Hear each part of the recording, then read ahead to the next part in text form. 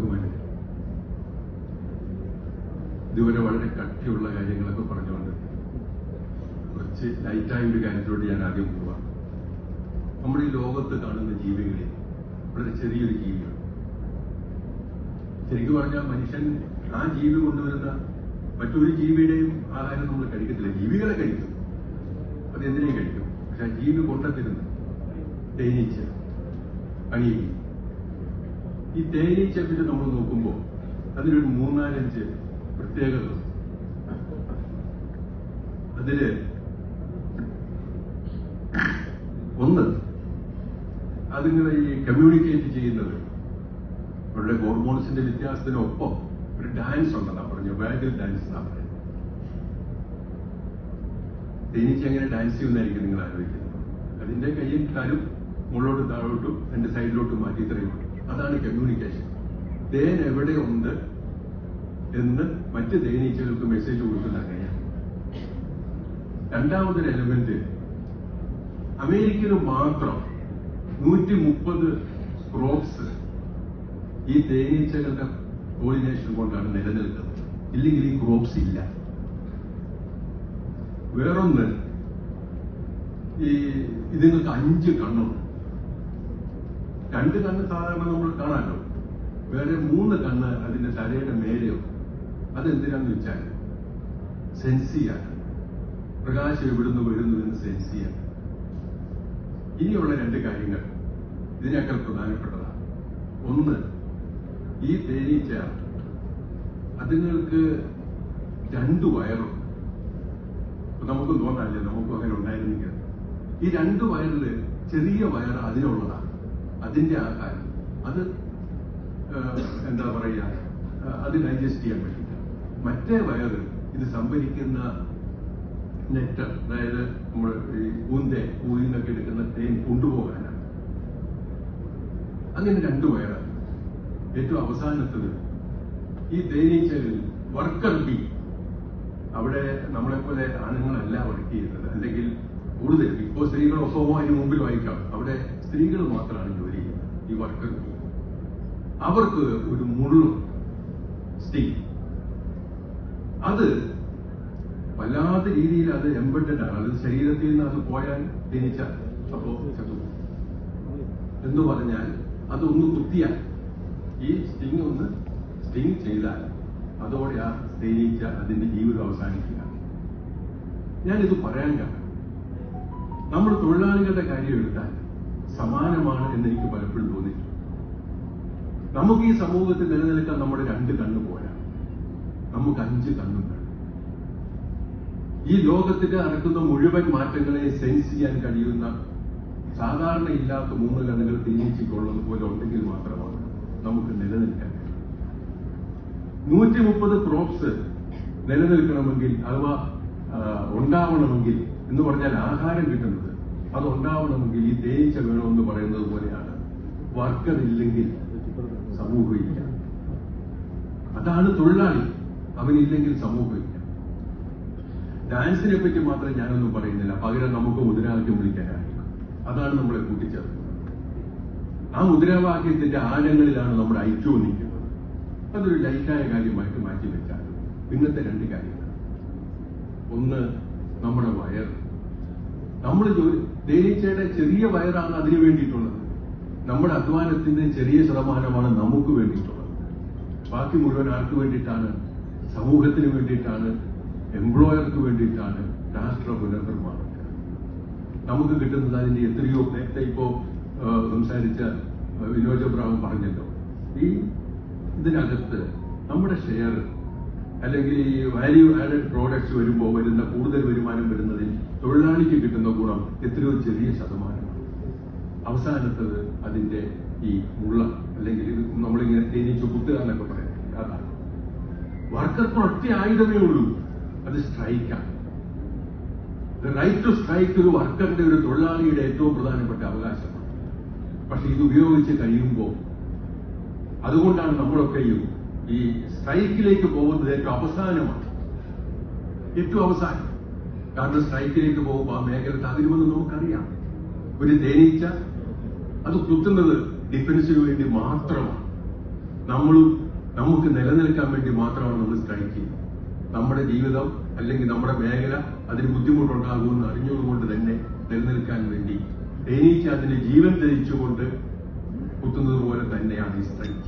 ഞാനിത് പറയാൻ കാരണം ഇപ്പൊ നമ്മൾ വന്നിരിക്കുന്ന ഇവിടെ കൂടുതലായും ഡിസ്കസ് ചെയ്യപ്പെട്ട ലേബർ കോഡ്, ഈ ലേബർ കോഡുകളിൽ ട്രേഡ് യൂണിയൻ റൈറ്റ്സ് അത് ഏറ്റവും പ്രധാനമായിട്ട് വന്നിരുന്നത് അത് നമ്മുടെ ILOയുടെ കൺവെൻഷൻസിൽ തന്നെയാണ്.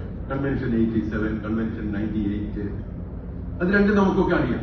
ഒരുമിക്കാനും ഒന്നിച്ചുകൂടാനും കളക്റ്റീവ് ബാർഗനിങ് നടത്താനും ഇപ്പൊ വന്നിരിക്കുന്ന ഡിക്ലറേഷൻ അല്ലെങ്കിൽ ഇപ്പൊ വന്നിരിക്കുന്ന ഈ ഡീസന്റ് വർക്ക് കണ്ടീഷൻസുമായി ബന്ധപ്പെട്ട് വന്നിരിക്കുന്ന ഇങ്ങനത്തെ കാര്യങ്ങളൊക്കെ ഉണ്ട്. അപ്പൊ ഇതൊക്കെ വരുമ്പോ ഇതിനെയൊക്കെ താഴെ തകർക്കുന്ന ഒരു സംവിധാനമാണ് ഈ ലേബർ കോഡ്. നമുക്കറിയാം, ഈ കഴിഞ്ഞ ദിവസം ഹിന്ദുവിൽ ആർ മുകുന്ദൻ, ടാറ്റ കെമിക്കൽസ് ലിമിറ്റഡിന്റെ ചെയർമാനും സിഇഒയുമാണ് അദ്ദേഹം ഒരു ലേഖനം എഴുതിയത്. അദ്ദേഹത്തിന്റെ ലേഖനത്തിനകത്ത് പറഞ്ഞിരിക്കുന്നത് ഈ ലേബർ കോഡ് ബഹുഭൂരിപക്ഷം വരുന്ന തൊഴിലാളികൾക്ക് ഗുണപ്രദമാവും. എങ്ങനെ ഗുണപ്രദമാവും? അദ്ദേഹം പറയുന്ന ഒരു കാര്യം, അതിനകത്ത് ഗ്രാറ്റുവിറ്റി 1 വർഷം കഴിയുമ്പോൾ അത് നമുക്ക് കിട്ടും. 5 വർഷം കഴിഞ്ഞാലാണ് ഇപ്പോൾ കിട്ടുന്നത്. പക്ഷെ ഒന്ന് ഞാൻ ചോദിക്കട്ടെ, ഗ്രാറ്റുവിറ്റി തീരുമാനിക്കുമ്പോൾ ആദ്യത്തെ വർഷം തൊട്ട് കണക്കിലെടുക്കുകയല്ലേ? ഇപ്പൊ 20 വർഷം സേവനമായ ഒരാൾ പിരിയുമ്പോൾ നമുക്ക് കിട്ടുന്ന ഗ്രാറ്റുവിറ്റി നമുക്കറിയാം. ആ 20 വർഷത്തിന് 1 മാസത്തിന് 15 ദിവസം ഇതാണല്ലോ നമുക്ക് കിട്ടുന്നത്. അത് കിട്ടുന്ന ഏത് ദിവസത്തെയാണ്? പിരിയുന്ന ദിവസത്തിലാണ്. അപ്പൊ ഇതിൽ എവിടെ വ്യത്യാസം? 1 വർഷം കഴിഞ്ഞ് പിരിഞ്ഞാൽ ഗ്രാറ്റുവിറ്റി കിട്ടും. അത് തന്നെയാണ് ഈ ലേബർ കോഡിന്റെ ലക്ഷ്യം എന്ന് പറയുന്നത്, ഫിക്സഡ് ടൈം എംപ്ലോയ്മെന്റ്. ഈ ലേബർ കോഡിന്റെ ആത്മാവ് എന്ന് പറയുന്നത് ഫിക്സഡ് ടൈം എംപ്ലോയ്മെന്റ് ആണ്. അത് പെർമനന്റ് എംപ്ലോയ്മെന്റ് എന്ന് പറയുന്ന ഒരു കൺസെപ്റ്റ്, ആ ഒരു സംവിധാനം ഈ ലോകത്തൊന്നും ഇല്ലാതാണ്. പക്ഷെ വളരെ കൃത്യമായി സുപ്രീം കോടതിയുടെ 1995 ഒരു വിധി, അത് ഗുജറാത്ത് ഇലക്ട്രിസിറ്റി ബോർഡ് കേസാണ്, വളരെ ക്ലിയറായി പറയുന്നുണ്ട്. പെർമനന്റ് പെരന്യൽ നേച്ചർ ഓഫ് വർക്ക് ആണെങ്കിൽ നിർബന്ധമായും പെർമനന്റ് എംപ്ലോയ്മെന്റ് ഉണ്ടാവണം. ആ വിധിയുടെ, കോടതി വിധിയുടെ, സുപ്രീം കോടതി വിധിയുടെ ആത്മാവിനെതിരാണ് ഈ ഫിക്സഡ് ടൈം എംപ്ലോയ്മെന്റ് എന്ന് പറയുന്നത്. എന്തുകൊണ്ടാണ്? കൃത്യമായി ഹയർ ആൻഡ് ഫയർ, ഒരു 5 വർഷം ജോലിക്ക് ഒരാളെ എടുത്തു, അപ്പോൾ ഒരു എഗ്രിമെന്റ് ആണ് എന്ന് പറഞ്ഞാൽ പെർമനന്റ് എംപ്ലോയ്മെന്റിൽ നിന്ന് കോൺട്രാക്ച്വൽ ലേബറിലേക്ക് മാറ്റുന്നതിന് വേണ്ടിയിട്ടുള്ള ഒന്നാം തരം ഒരു ക്ഷണക്കത്താണ് ഈ ലേബർ. പിന്നെ പറയുന്ന ഒരു വാക്കുണ്ട്, എന്താണ്? എല്ലാവർക്കും മിനിമം വേജസ്. ഇന്ന് ഇന്ത്യയിലില്ല, ശരിയാണ്. പക്ഷെ എല്ലാവർക്കും മിനിമം വേജസ് കൊടുക്കാൻ നിയമത്തിൽ എഴുതി വെക്കുന്ന ഒരു കടലാസും ഇന്നുവരെ ജീവിച്ചിട്ടില്ലല്ലോ. അതിനുവേണ്ടി വാദിക്കാൻ ഒരു ട്രേഡ് യൂണിയൻ വേണ്ടി, ഒരു സംവിധാനം വേണ്ടേ? ഈ ലോകത്ത് എന്തെല്ലാം നമുക്ക് പറഞ്ഞിട്ടുണ്ട്. ആ പറഞ്ഞിരിക്കുന്ന കാര്യങ്ങൾ കിട്ടണമെങ്കിൽ ഒരു സംഘടിത ശക്തി വേണ്ടേ? ആ സംഘടിത ശക്തി ട്രേഡ് യൂണിയനാണ്. ആ ട്രേഡ് യൂണിയൻ സംവിധാനം ഇല്ലാതാക്കുന്നതിനുള്ള എല്ലാ കാര്യങ്ങളും ഈ ലേബർ കോഡിലുണ്ട്. അത് നേരത്തെ പറഞ്ഞതുപോലുള്ളത് മാത്രമല്ല, അതിനുമപ്പുറം ഒരു സ്ഥാപനത്തിൽ 51% തൊഴിലാളി ഉണ്ടെങ്കിൽ അത് സോൾ ബാർഗൈനിങ് ബോഡിയായി അംഗീകരിക്കും. എന്ന് പറഞ്ഞാൽ 51% തൊഴിലാളിയെ മുതലാളി അഡ്ജസ്റ്റ് ചെയ്ത്, അല്ലെങ്കിൽ തുടങ്ങുമ്പോൾ ചെറിയ എംപ്ലോയ്മെന്റ് വെച്ച് അതിൽ മുതലാളിക്ക് താല്പര്യമുള്ളവരെ മാത്രം വെച്ച് ഒരു സോൾ ബാർഗൈനിങ് ബോഡിയെ ഉണ്ടാക്കിയെടുത്താൽ പിന്നെ വേറെ ട്രേഡ് യൂണിയൻ അവിടെ ഇല്ല. Sole bargaining ബോഡിയായി.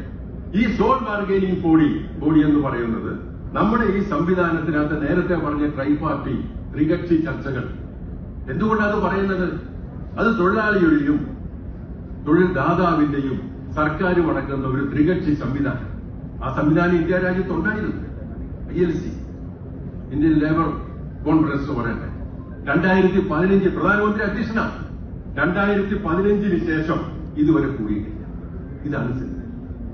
അപ്പൊ ആ ഒരു സംവിധാനമേ മാറ്റിയെടുക്കാനുള്ള ശ്രമത്തിലാണ്. ഇതെല്ലാം പറയുന്നതിനോടൊപ്പം നമുക്ക് ഈ ഇതിനകത്ത് പറയുന്ന ഏറ്റവും പ്രധാനപ്പെട്ട ഒരു കാര്യം, നമുക്ക് ജോബ് ക്രിയേഷൻ ഉണ്ടാവണം. ക്രിയേഷൻ ഓഫ് ജോബ്സ് ആണ്. ആ ക്രിയേഷൻ ഓഫ് ജോബ്സ് എന്ന് പറയുന്നത് എവിടെ എത്തി നിൽക്കുന്നു? നമ്മുടെ പൊതുമേഖലയിൽ എല്ലാം തൊഴിൽ കുറഞ്ഞു. റെയിൽവേ ഏറ്റവും വലിയ തൊഴിൽ ദാതാവായിരുന്നു. 2020 13.5 ലക്ഷം ഉണ്ടായിരുന്നത് ഇന്നിപ്പോ 12.4 ലക്ഷത്തിലായി. 3 ലക്ഷം വേക്കൻസി ഫില്ലിയാതെ കിടക്കുന്നു. ഇൻഷുറൻസ് മേഖലയിൽ 1,15,000 ഉണ്ടായിരുന്നത് 91,000 കുറഞ്ഞു. ബാങ്കിംഗ് സെക്ടറിൽ 25,000 കുറവ് വന്നു. എന്ന് പറഞ്ഞാൽ തൊഴിൽ മേഖല താഴോട്ട് പോയിക്കൊണ്ടിരിക്കുന്നു. റെയിൽവേ ഭയങ്കരമായി വികസിക്കുന്നു.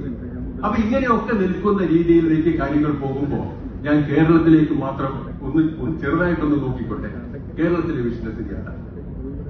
നമ്മൾ അവരെ മാത്രം കുറ്റം പറഞ്ഞിട്ടൊന്നും കാര്യമില്ല. ഇത് കേരളത്തിന്റെ വിഷൻ 31 നമുക്ക് വലിയ അപാകതകൾ നമുക്കുണ്ടാവും. നമ്മൾ ഒത്തിരി മുമ്പിലാണ്, ഒരു സംശയവുമില്ല. ഇതിനെ ചെറുത്ത് നിൽക്കുന്ന ഏക സുവർണ തുരുത്താണ് കേരളം, ഒരു സംശയവുമില്ല. പക്ഷെ നമ്മുടെ സംസ്ഥാനത്തിലും ഇതേ കാര്യങ്ങളൊക്കെ പലതും അവശേഷിക്കുന്നുണ്ട്. നമുക്ക് KSRTC, നമ്മുടെ ഇലക്ട്രിസിറ്റി ബോർഡിൽ, നമ്മുടെ വാട്ടർ അതോറിറ്റിയിൽ ഒക്കെ എത്രയോ താഴേക്ക് പോയി നമ്മുടെ ആളുകളുടെ എണ്ണം കുറഞ്ഞു. അവിടെ എത്രയോ പോസ്റ്റുകൾ അവശേഷിക്കുന്നു. അപ്പൊ ഇത്തരം പ്രശ്നങ്ങൾ നമുക്കുണ്ട്, നമുക്കവ പരിഹരിക്കേണ്ടത് തന്നെയാണ്. അതിന് സംവിധാനങ്ങൾ ഉണ്ടാവുന്ന ഒരു സംശയവുമില്ല. ആ ഒരു കാര്യത്തിലൊന്നും ഒരു സംശയമില്ല. ഈ പറയുന്ന മുകുന്ദനെ പോലത്തെ ആളുകൾ ലേഖനം എഴുതുമ്പോ ഒരു കാര്യം നിങ്ങൾ ഓർത്തോളൂ, ഇത് ഒരു മുകുന്ദനല്ല. 24 മുകുന്ദന്മാരാണ് ഇന്ന് എവിടെയുള്ളത്. 24 മുകുന്ദന്മാർ ഇന്ന് നീതി ആയോഗിലുണ്ട്. നീതി ആയോഗിൽ ജോയിന്റ് സെക്രട്ടറി പദത്തിലിരിക്കുന്ന 24 പേരും ഈ മുകുന്ദനെ പോലെ കോർപ്പറേറ്റ് ബോഡീസിൽ എക്സിക്യൂട്ടീവായിട്ടിരുന്ന ആളുകളാണ്. അവരാണ് ഈ കോഡുണ്ടാക്കിയിരിക്കുന്നത്. അവരാണ് ഇനി മുമ്പോട്ടുള്ള രാജ്യത്തിന്റെ കാര്യങ്ങൾ എങ്ങനെ വരാൻ പോകുന്നുള്ളത് ശക്തമായ ഒരു ചെറുത്തുനിൽപ്പിനല്ലാതെ അത് എത്ര കഴിയും കഴിയില്ല എന്നുള്ളത് മുമ്പ് സംശയം ഉന്നയിച്ചു. പക്ഷെ കഴിഞ്ഞേ തീരൂ എന്നുള്ളത് കൊണ്ടാണ് ഞാനിത് സൂചിപ്പിക്കുന്നത്. ശക്തമായി ചെറുത്തുനിൽപ്പുണ്ടാവണം. തൊഴിലാളിയുടെ, മനുഷ്യന്റെ, അധ്വാനിക്കുന്നവന്റെ അംഗീകാരമില്ല. നമുക്ക് നമ്മുടേതായ മാറ്റങ്ങൾ വേണം. നമ്മുടെ മാറ്റങ്ങൾ വേണ്ടതിനെ ഞാൻ ഒന്ന് പറഞ്ഞു. രണ്ടാമതൊരു മേഖല, നമ്മുടെ ഏറ്റവും പ്രധാനപ്പെട്ട 2 മേഖല, ഒന്ന് അതിഥി തൊഴിലാളി, വേറൊന്ന് നമ്മുടെ പുറത്തോട്ട് പോകുന്ന തൊഴിലാളി. ഇവരുടെ 2 പേരുടെയും കാര്യത്തിൽ ഒരു റെഗുലേഷനോ അല്ലെങ്കിൽ ഇവരുടെ 2 പേരുടെയും കാര്യത്തിൽ ഒരു സൂപ്പർവിഷനോ ഗവൺമെന്റിന് വേണ്ടേ? ഞാൻ നമ്മുടെ ചെറുപ്പക്കാരോട് പുറത്തോട്ട് പോകുന്നുണ്ട്. പക്ഷെ എത്ര ആയിരങ്ങൾ അതിനകത്ത് എക്സ്പ്ലോയിറ്റേഷന് വിധേയമാവുന്നു, ചീറ്റിങ്ങിന് വിധേയമാവുന്നു. നോർക്ക ഉണ്ട്, ശരിയാണ്. പക്ഷെ നോർക്ക മതിയാവുന്നില്ല. അതിനുമപ്പുറം ഇന്ത്യയിലേക്ക് തൊഴിൽ നോക്കുന്ന പുറത്തുള്ള രാജ്യങ്ങൾക്കോ അല്ലെങ്കിൽ മറ്റു ആളുകൾക്ക് മുന്നിൽ ഒരു ലേബർ ബാങ്ക്, സ്കിൽഡ് വർക്കേഴ്സിന്റെ, എഫിഷ്യന്റ് വർക്കേഴ്സിന്റെ ഒരു ഡേറ്റാ ബേസ് നമുക്കുണ്ടാവണം. ഇവിടുന്ന് പുറത്തോട്ട് പോകുന്നവൻ ചതിക്കപ്പെടരുത്. ആടുജീവിതത്തിന്റെ സിനിമയിൽ പറയുന്നത് പോലത്തെ അവസ്ഥയിലാവരുത്. ഇപ്പൊ പുറത്തേക്ക് ആളുകൾ പോകുന്നതിനകത്ത് ഒരു റെഗുലേഷൻ എന്നല്ല, ഒരു സൂപ്പർവിഷൻ, അതൊരു ഗവൺമെന്റ് ഏജൻസിക്ക് അത് കൂടുതലായി ചെയ്യാൻ കഴിയുമെങ്കിൽ അതൊരു നല്ല കാര്യമാകും. അതേപോലെ തന്നെ ഇങ്ങോട്ട് വരുന്ന അതിഥി തൊഴിലാളികളുടെ കാര്യമോട് പറഞ്ഞ് ശരിയാണ്. പക്ഷെ അവരുടെ കാര്യത്തിൽ കൃത്യമായി രജിസ്ട്രേഷൻ വേണമെന്ന് മാത്രമല്ല, അവർ താമസിക്കുന്ന സ്ഥലങ്ങളിലെ ഹൈജീനിക് കണ്ടീഷൻസിനെ പറ്റി കൃത്യമായി എംപ്ലോയർക്ക് ഉത്തരവാദിത്വം ഉണ്ടാവണം. അതിന് പുറത്തൊരു സൂപ്പർവിഷൻ നമുക്കുണ്ടാവണം. ഒരു സംശയവും അക്കാര്യത്തിലില്ല.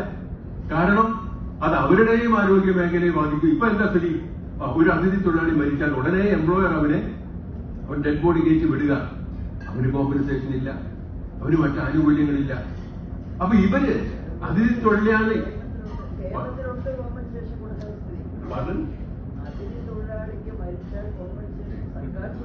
കൊടുത്തു, സർക്കാർ കൊടുക്കും. നമ്മുടെ ലിമിറ്റുകളുണ്ടല്ലോ, ആ ലിമിറ്റുകൾ കിട്ടി അതിന് നമ്മൾ കൊടുക്കുന്നുണ്ട് ഗവൺമെന്റ് എന്നുള്ള നിലയ്ക്ക്. പക്ഷേ അതിൽ എംപ്ലോയർക്ക് ഒരു പങ്ക് വേണ്ടേ, ഒരു ഉത്തരവാദിത്വം വേണ്ടേ? ആ ഒരു കാര്യങ്ങളെ പറ്റിയിട്ടുള്ള ഒരു രീതിയിലേക്ക് നമുക്ക് അതിനകത്ത് പോകാൻ നമുക്ക് കഴിയണം. അപ്പോ അവര് വരുന്നു, അവരുടെ ഹൈജീനിക്, അവരുടെ താമസ സ്ഥലം നമുക്കൊക്കെ അറിയാം. അവരുടെ താമസ സ്ഥലം എങ്ങനെയാണ് കിടക്കുന്നത്, ആ ഭാഗങ്ങളിൽ നിന്നുണ്ടാവുന്നത് പൊതുവെ ആരോഗ്യ മേഖലയെ ബാധിക്കുന്ന കാര്യങ്ങളാണ്. അത് ഒരു സംശയം അക്കാര്യത്തിലില്ല. അപ്പൊ അങ്ങനത്തെ കാര്യങ്ങളൊക്കെ അവശേഷിക്കുന്നു. ഇനിയിപ്പോ വേറൊരു പ്ലാറ്റ്ഫോം ഉണ്ട്, നമ്മുടെ ഈ IT മേഖല, നമ്മുടെ ചെറുപ്പക്കാർ. യഥാർത്ഥത്തിൽ അവസ്ഥ എന്താ? നേരത്തെ സൂചിപ്പിച്ചു, പലരും പുറത്തുള്ള രാജ്യങ്ങൾക്ക് വേണ്ടിയിട്ടാണ് ജോലി ചെയ്യുന്നത്. ഈ പുറത്തുള്ള രാജ്യങ്ങൾക്ക് വേണ്ടി ജോലി ചെയ്യുമ്പോൾ അവരുടെ സമയത്താണ്. ഞാനൊരു അഭിഭാഷകനാണ്. ഞാൻ ഇപ്പോ കാണുന്ന ഏറ്റവും പ്രധാനപ്പെട്ട ഏറ്റവും നല്ല ഒരു കോടതി വ്യവഹാര മേഖല എന്നത് ഫാമിലി കോടതിയാണ്. കാരണം ഒരു ദിവസം കഴിഞ്ഞാൽ വിവാഹമോചനത്തിന് വരുന്ന ആളുകളിന്റെ അവിടെ ഉണ്ട്. നമ്മുടെ സോഷ്യൽ ഫാബ്രിക്കിന്റെ അടിസ്ഥാന ഫാമിലി റിലേഷൻസ് അല്ലേ? അത് നമ്മുടെ കൺമുന്നിൽ തകർന്നു പോവല്ലേ? നമ്മുടെ ആളുകൾ ജോലി ചെയ്യുന്നു, ആ ആളുകൾ ഭാര്യയും ഭർത്താവും തമ്മിൽ കാണാൻ പറ്റുന്നില്ല, ആശയവിനിമയം ഉണ്ടാകുന്നില്ല. അത്തരം രീതിയിലേക്ക് കാര്യങ്ങൾ മാറിക്കൊണ്ടിരിക്കുന്ന ഒരു കാലത്താണ് നമ്മൾ ജീവിക്കുന്നത്. അപ്പൊ ഇതിനെ നമുക്ക് എങ്ങനെയൊക്കെ മറികടക്കാൻ കഴിയും? അത്തരം കാര്യം. പിന്നെ ഏറ്റവും പ്രധാനപ്പെട്ട നമ്മുടെ പരമ്പരാഗതമായ വ്യവസായം നേരത്തെ സൂചിപ്പിച്ചു. ഈ പരമ്പരാഗതമായ വ്യവസായങ്ങൾ നമ്മുടെ മുഖമുദ്രയാവണം.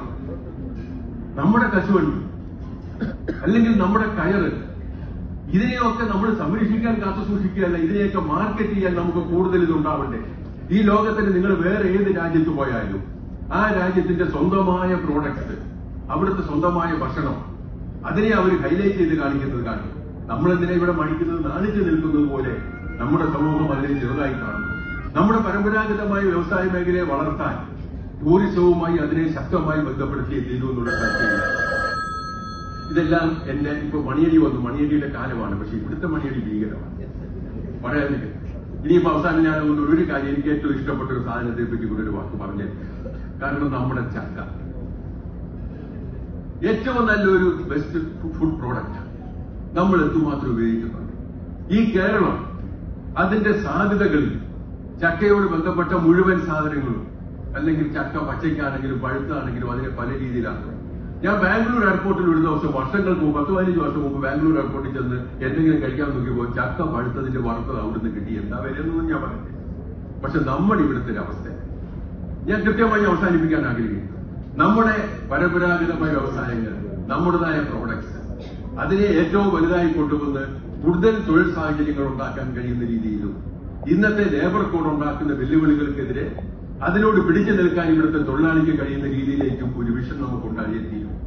നമ്മൾ ഒരു കാരണവശാലും നമ്മുടെ പുതിയ തലമുറയെ ചൂഷണത്തിന് വിധേയമാക്കാനോ കേന്ദ്ര ഗവൺമെന്റ് ഇപ്പോൾ കൊണ്ടുവന്നിരിക്കുന്ന ഈ ലേബർ കോഡ് കൊണ്ടുവന്ന് ട്രേഡ് യൂണിയൻ രഹിത സമൂഹത്തെ വളർത്തിയെടുക്കാനുള്ള ശ്രമത്തിനോ കൂട്ടുനിൽക്കാൻ കഴിയാത്തൊരു സമൂഹമാണ് കേരളം എന്നുള്ള നിലയിൽ അതിനോട് ചെറുത്തു നിൽക്കാൻ കഴിയുന്ന പദ്ധതികളിലേക്ക് നമ്മൾ പോകണം എന്ന് മാത്രം